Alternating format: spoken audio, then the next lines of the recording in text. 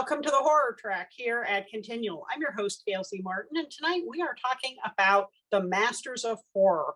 Who are the horror writers that inspired us? How did they influence us? How did they influence the genre? And where do we see some of those things going in the future? But before we dive into that topic, let's let our wonderful panelists introduce themselves, starting with Joe.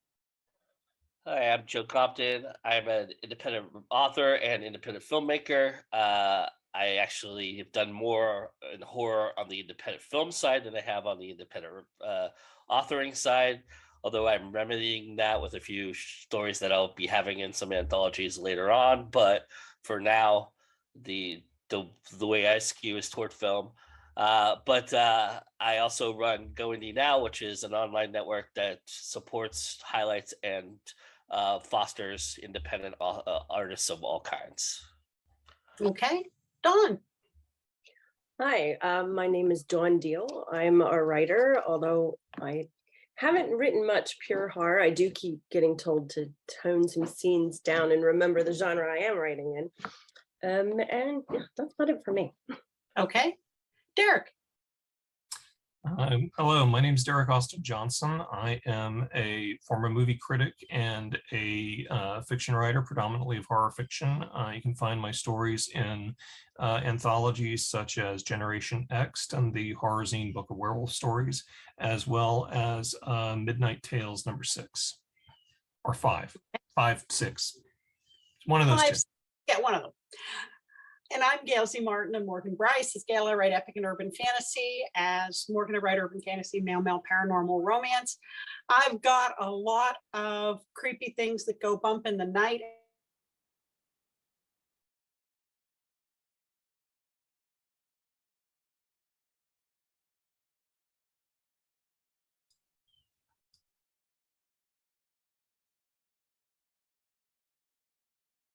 I think we lost her. With the beginning, who influenced you, and whose work did you start reading that made you say, I really like reading this horror stuff? Dawn? So I think, like everyone on the panel, I was a voracious reader. And when I was young, my parents were divorced, and I would spend 2 weeks at a time in the summer with my father, and I would take books with me, but I would quickly go through them. And one day he was tired of me pestering him for something to read. And I remember this clearly. I was all of 10 years old, and he hands me The Shining. And it probably wasn't appropriate, but I fell in love at that point in time, and kind of hid those books from my mom, but my dad was happy to enable me. And so that's really where I remember it coming from for me. Okay, Derek? Believe it or not, I came to horror, at least from a creative standpoint, fairly late. I had read, a little bit of Edgar Allan Poe, as we all did when we were in middle school and high school. Stephen King had skyrocketed in popularity when I was about 13 years old, which, sorry, that ages me, I know. But and I read a little bit here, a little bit there, but for the most part, I wasn't really, I didn't really start to embrace a lot of this until about 1987 or 1988. And at that time, I was reading, I can't really call them horror writers, but I was reading people like Lucius Shepard and Harlan Ellison in Omni Magazine. This was about the time Ellen Dotlow and Terry Windling were coming out with their year's best fantasy and horror collections. And it wasn't until I was starting to look at that and starting to go to college and see what kind of background a lot of these things had, that that my own sort of embrace of this material really came to the fore. Okay. I mean, I credit my love of all things spooky with falling in love with the TV show Dark Shadows when I was very young. What my mother was letting me do watching it as a preschooler, that's another conversation, but it definitely had a lifelong influence. And after that, I wanted everything with vampires and witches and werewolves and magic, and that creepy gothic feel, and that's really never gone away. So that was definitely a starter for me, as well as anything that I also got my hands on some Stephen King probably earlier than I, would have been recommended by a librarian.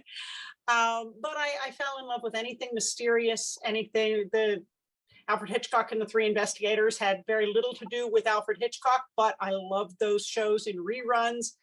I loved all of the the classic monster movies that you might catch on a Saturday after, early evening on one of the channels that you had to adjust the antenna just right to bring it in. And pretty much if it had a monster in it, I was happy. So that has definitely held true. Joe? Yeah, for me, Edgar Allan Poe was my gateway drug. I couldn't believe you could write horror about the mind and the freakiness of the actual scariness of your own mind, and how it can play tricks on you and things like that. That was like discovering plutonium for me. I realized that's exactly what I wanted to write and how I wanted to write, and I couldn't believe there was somebody who did it. So it was really great to have that influence.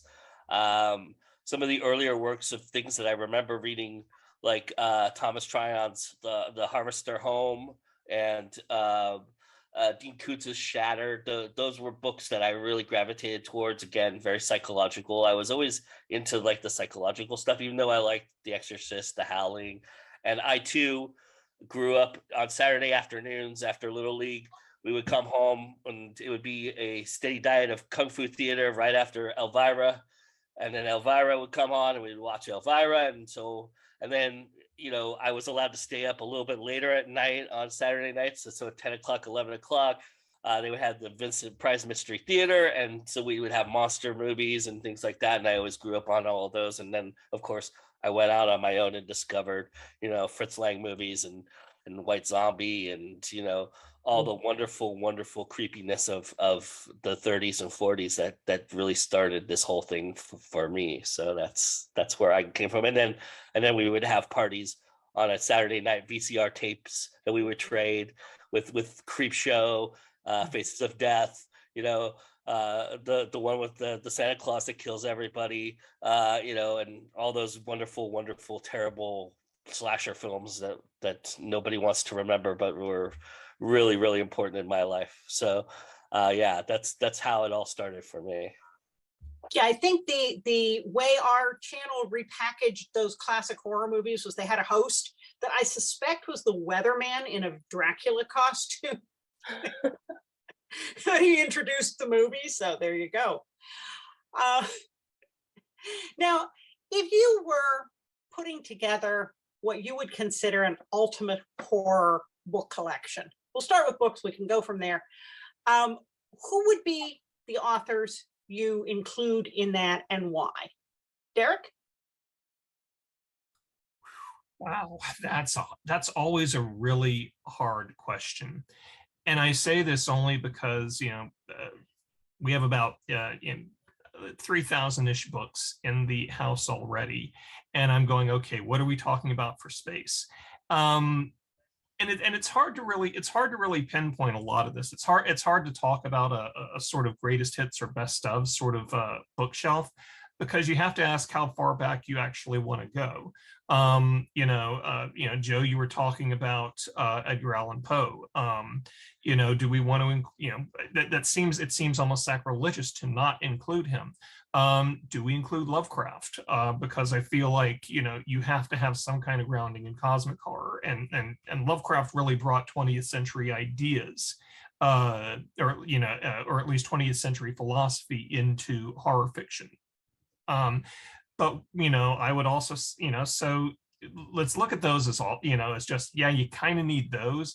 But, I cut a lot of my teeth on Richard Matheson, who was really sort of my, he's been my guiding light for the longest time, in large part because of his work on Twilight Zone.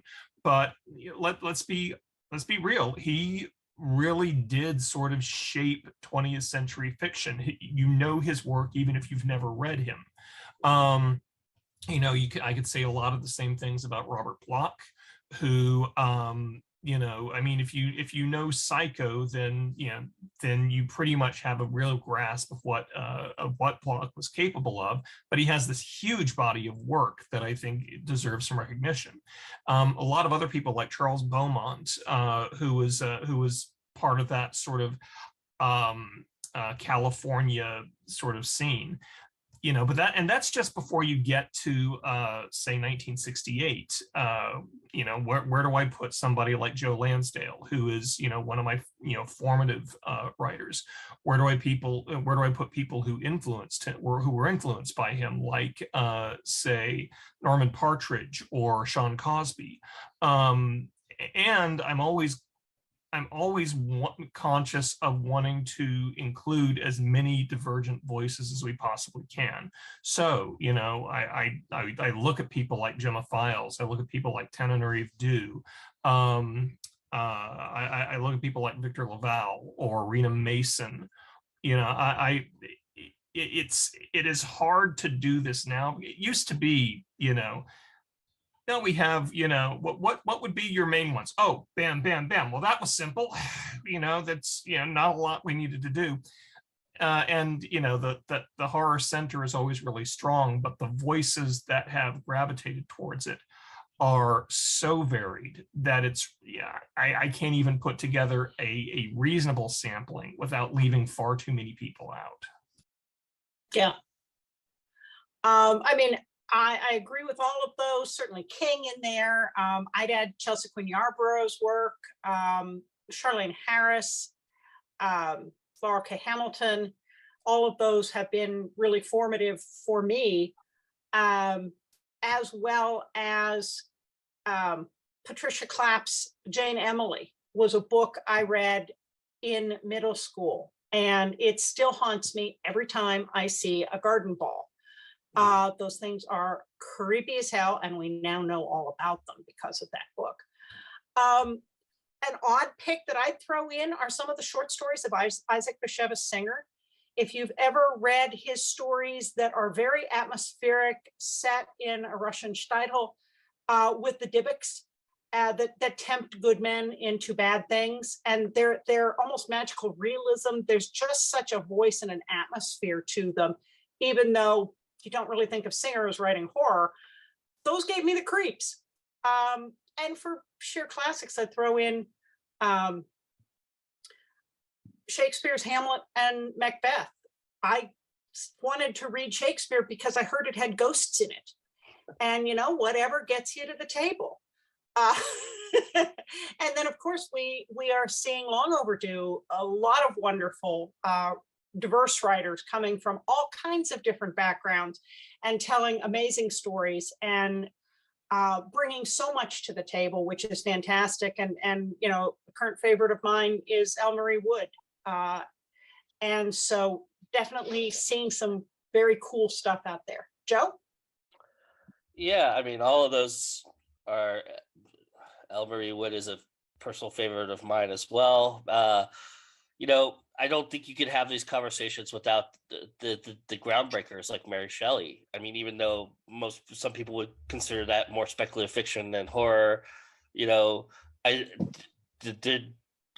women of horror were unheard of at that time, and so what she created and breaking all the barriers and doing all that, I think that's how I would define, what needs to be seen for somebody who's getting into, and it's actually probably a tamer way to get into horror than a Stephen King or a Kuntz or a Clive Barker, all of which I would include on that list as well.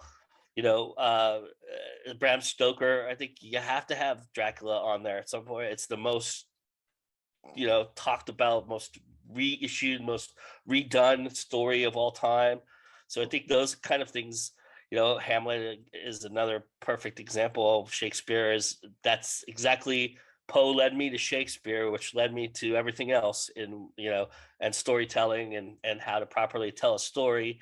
I mean, those are all great examples. I mean, I mean, for me, one-offs are more interesting. Like Gary Bradner's the Howling. That's a story that I would include. Bradner's collection. It's beyond that. I don't know much about him other than that one story. And of course, The Exorcist. The guy who wrote The Exorcist. I don't know much about other than him writing The Exorcist. Those kind of stories are the kind of the stories that I would gravitate to, classics like that to get people started. But if you're looking at collections and authors all over, overall, I mean, it's hard to argue with the ones that are there, King and Kuntz and Barker and all those and everyone that's been mentioned already. I mean, it's like Derek said, it's a broad genre with a lot of different. I mean, another one, Anne Rice. I mean, you can't have this conversation without Anne Rice. I mean, groundbreaker. She changed the game. I mean, how many authors has she bred just from her writing? I mean, that's I think other than King, she might be the one that has created the most writers out there. So I think you have to give her credit for that, no matter what you think of how she writes and who she is. And a lot of people would say she's one of the best. So I'm not sure I would be in that list, but I'm not that fond of King as well either. But early King, I'm a lot fonder of than, but that's a different story for a different time. And I don't want to bash anybody here because they're all masters and they deserve their place. So. And, I'd also throw in folks like Michael Crichton, who often gets lumped with the thriller crowd. But I remember the first time I read The Andromeda Strain and some of his books, and they were definitely scary. So I'm going to lump him in there with horror. Bradbury too. I mean, yeah. Wicked This Way Comes. I mean, Yeah. Dawn, how about you? What's on your fictitious library shelf? So in a former life, I was an English teacher. So I'm seriously geeking out with this. And I'm so glad you mentioned Mary Shelley, because I really think she needs to be in there. And in part because in some ways Frankenstein is very psychological, aside from the larger man versus science themes. There's a huge psychological component to it. Who else started? Poe, right? It would sort of be the books or stories that haunted me would probably be the name of my list, and so with Poe, like Berenice, nobody ever reads Berenice, but the end of that just blew me out of the water the first time. I kept going back going, no, he did it. And so I think that's the magic of a really well told story. I have Rice on my list. I have a list down here. There's always some interesting things going on in young adults. So that was sort of my world for a little bit. I would point to Vivian Van Velde. She has a collection of short stories where she does some really neat things that you wouldn't expect, as point of view and things like that. What about Wilkie Collins, The Woman in White, or Ambrose Bierce had a one-off story that he did. I also I kind of cut my teeth on John Saul. And he sort of, it gets forgotten because he's such a kinder, gentler horror writer, but it's a nice introduction. That's kind of how I weaned my kids into it. And Peter Stroup. Yeah, I'm a huge Peter Stroup fan. And I really like the fact I can go back to his books and they really hold up. I mean, Ghost Story is still scary, even though we're so far removed from it. And like just everybody you guys said, would have a place on that shelf, but I want to make sure I include these other writers too. Now, the authors we've talked about cross a vast range of time, centuries, and yet we're still reading them. We're still getting nightmares from them. They're still inspiring TV shows and movies and adaptations and retellings and inspiring a new generation of writers. What makes those horror stories so timeless that what scared people in Shakespeare's day still scares people now?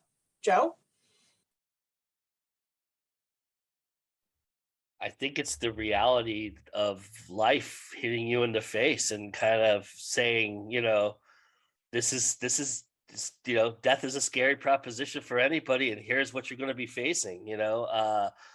A lot of like what Shakespeare used was dread, and used it to a point where it was like physically taking over a person, and you could see that and feel that, and when you can see it and feel it, when it becomes one of your five senses just by reading a word or a line, I think that's what carries it and makes it so powerful, because it's just it promotes the things that you're so used to using and take for granted a lot of times, and it twists it, and it subverts it and puts it on its head, and you get tingles from it, you get dread from it, you get scared from it. And I think those are all powerful tools, and I think using the five senses is the way that a lot of them really capture me.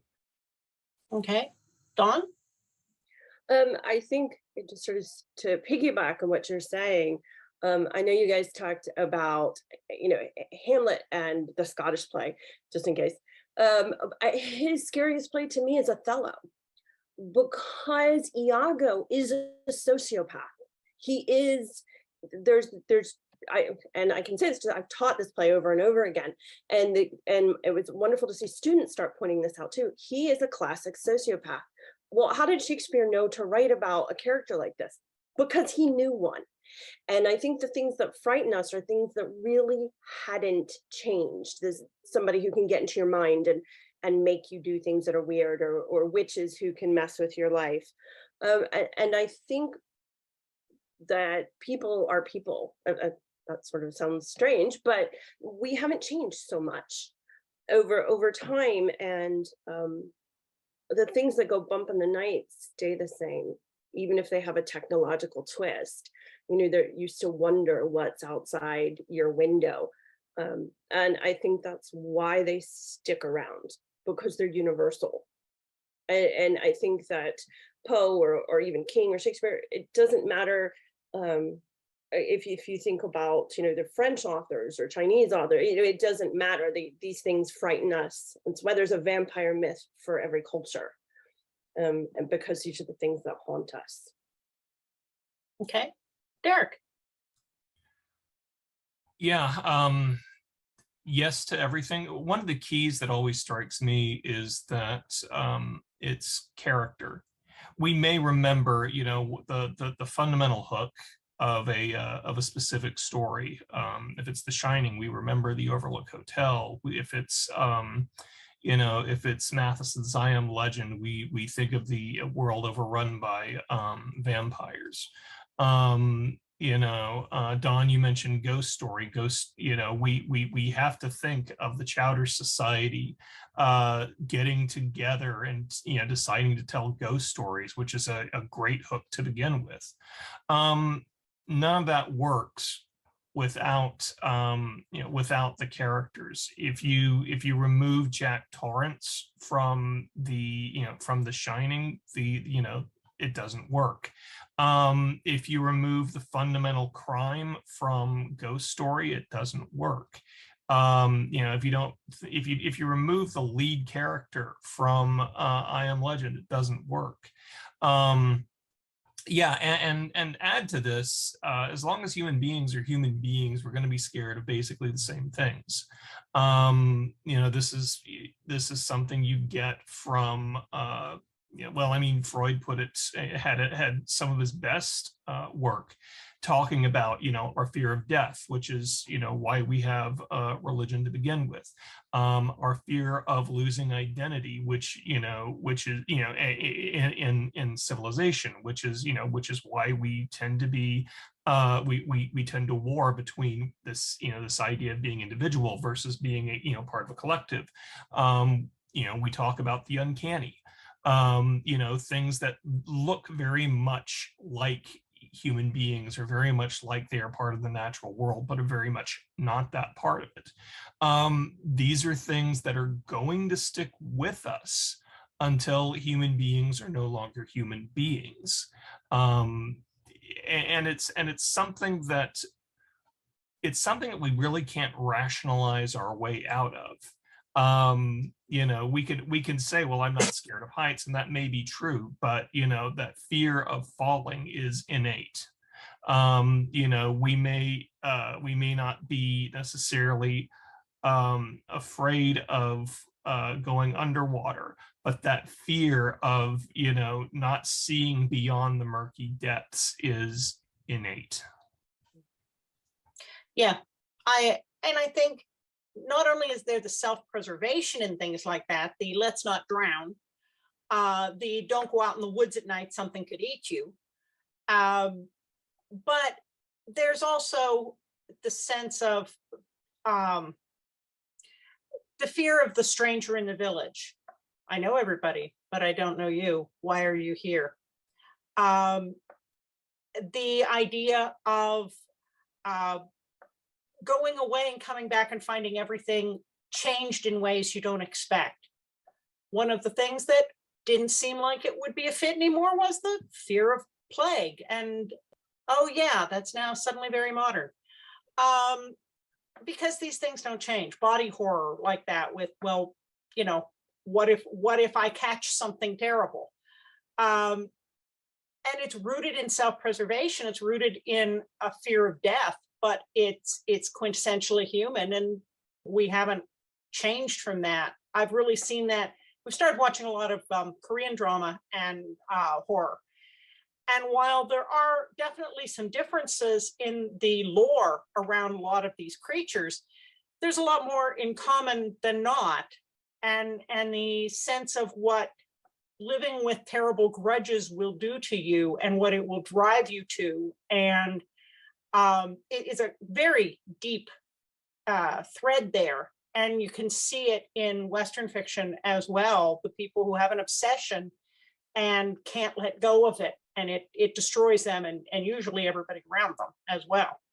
There's also a sense of like disrupting comfort too. You know, you get comfortable in your life and who you are, and then all of a sudden this little thing disrupts you. Like you're stuck in the middle of the woods, or you're meeting a stranger, or in the case of like a South Korean horror, like Old Boy, you wake up and you're in a strange hotel all of a sudden, and you don't know why you're there or how you got there, and you have to figure it all out on your own, and you know, you're completely lost. And so all of those disorientations kind of play into the mindset of, you know, horror and scariness as well.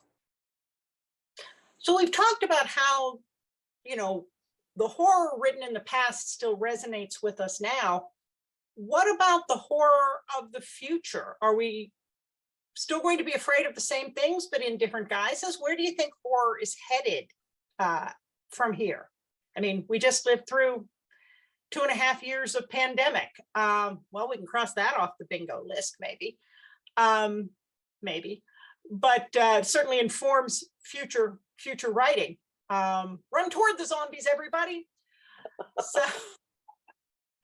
Dawn, what do you think? Where are we headed with horror? And what the masters have to say, the masters that have instructed us and informed us, how are they relevant going forward? We're always going to see the same themes, you know, loss of control and, you know, and loss of our comfort. I think we're going to see quite a bit more that has to do with sort of our, where it starts blending into sci-fi about our loss of habitat and the after effects of that. Now, whether it's new plagues or plagues that cause new creatures or something along those lines, I can see a lot of apocalypse. We've done apocalyptic, but I really think nuclear apocalypse, if it isn't making a comeback, really needs to, because I think there's a whole generation that doesn't understand, you know, sort of the consequences, and I think that the horror that dealt with nuclear apocalypse really changed minds. You know, my parents, and I think that there's potential there for that kind of horror to come back. Okay. Derek, how about you? Ecology. Mm-hmm. I just finished. I read an article today that talked about the lack of water in the United States. But drought is not the current drought is not just a national phenomenon; it's a global one. It's global in large part because of environmental factors. And one of the chief issues you're seeing that's exacerbating the impending lack of water is not urban areas, but in fact, food production. Food production takes an incredible amount of water. What I see in large cases, or at least in terms of horror fiction, maybe a sense of a return or a spike in folk horror, specifically because folk horror, when you think about a lot of what shows up in folk horror, it is, a lot of folk rituals are concerned with harvest. They are concerned with bringing food, bringing nutrition into, back into your community. I see a lot of that probably coming back to the fore again. What was Tim Levin had a new novel that was just published that was very much an eco horror novel. I can't remember the name of it, but it is terrifying. It is this sense that whatever we are seeing around us will only get worse. And I agree with Dawn also. I think nuclear apocalypse fiction ought to make a comeback, because it seems like this is a threat that I thought we put behind us 30 years ago. But it's still there. So yeah. Well, and I would add to that list stories about the loss of bodily autonomy. Once again, we thought this was settled, but apparently it's not. And that is a terrifying thing, regardless of how it happens, to not be able to control your own self raises all kinds of possibilities for horror. And again, kind of ripped from the headlines. But I think some of the most lasting horror is exactly ripped from the headlines. It's the nuclear annihilation could happen. Let's explore that and see why it's a bad idea. We've really screwed up the climate. How bad could it be? And is there a chance to save ourselves? Yeah, I think there's unfortunately, the headlines are just a gold mine of great ideas for new horror. Joe? I agree with Derek in a lot of respects, because you see the folk horror coming back tenfold in film. Robert Eggers, Ari Aster, these are guys that are creating things around mythical, legends and witches and different tribal aspects and things like that, and they're using those in a setting of past time, but they're using it in a modern idealism, and it's kind of interesting how they've created that. But along those lines too, I think a lot of our sense of pride and vanity has been getting struck with horror a lot too. My favorite book of last year was an indie book called Pretty Ugly by Jennifer Ann Gordon, and it was basically a book about people getting this terrible disease that was eating pieces of their faces. And she decided to write it from the vantage point of two people who had this vanity about them, that's what they were feared for. They were, the fear was in the fact that they were losing their identity from this disease taking their face, which is who they are and what they are. Think about how many people are on TikTok, how many people are on YouTube, how many people are showing their face right now, and for that to all go away, that's horrific in that respect. I think, so, in some kind of apocalyptic way, maybe, or just using that. We're already seeing horror films out there that are using Zoom as a catapult to make a movie and things of that nature. So I think all technology and using our own sense of vanity and pride is always a good formula for scaring the shit out of people. Sorry. Oops, sorry. No, that's fine. Yeah, and speaking of Zoom, we haven't even touched on some of the technology horror. We just saw somebody fired from a major company because they insisted that their AI had become sentient. Whether or not that's true, that's really something you didn't see before. We've got self-driving cars that, oops, kill people. As we get, and we're going to have more and more self-governing machines that can screw up sometimes. So that's not even science fiction anymore. That's sort of, I got run over by a robot at Walmart sort of thing. Anything else you want to add before we go into our wrap up? What did we leave out when we're looking at scary futures? This is a little bit off topic. It's not necessarily literary, but if you want to really fall down a technological horror rabbit hole, go to YouTube and just type in the words analog horror. This is horror that specifically uses analog technologies in order to tell their stories. It's, they take the form of informational videos.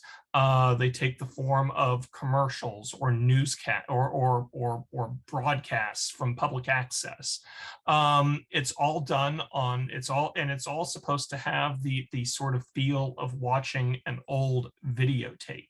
So you have the bursts and the ghosts that appear in that tape that automatically give you a sense of the uncanny and a sense of dread. It's absolutely riveting. I mean, you can find things, and I'll say stuff like Local 58, which is a fantastic analog horror channel.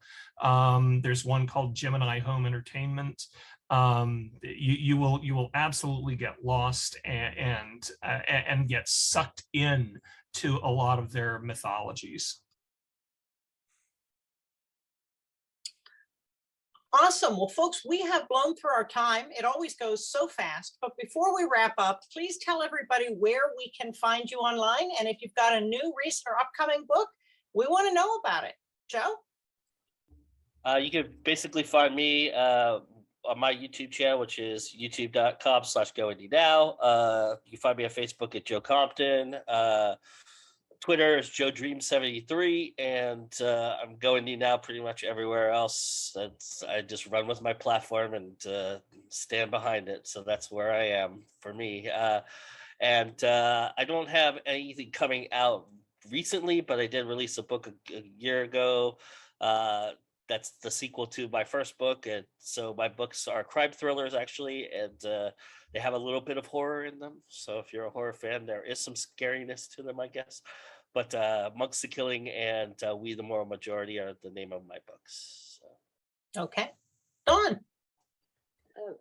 The easiest way to find me is at dsdeal.com, and we spell deal weirdly here. It looks like Dehel, Dehel. But there's links to all my other platforms, and it's just about a year old, but it fits nicely in here. It is the scariest romance that I could get away with, and it's called 9 for a Kiss. So, okay. Derek? And you can find me on my website. It's derecaustinjohnson.com. I have Twitter and Instagram and Facebook. My Twitter and Instagram are DAJ42. The Facebook account is Derek Austin Johnson. And I'm on TikTok, but I have no idea when the last time was I posted anything there.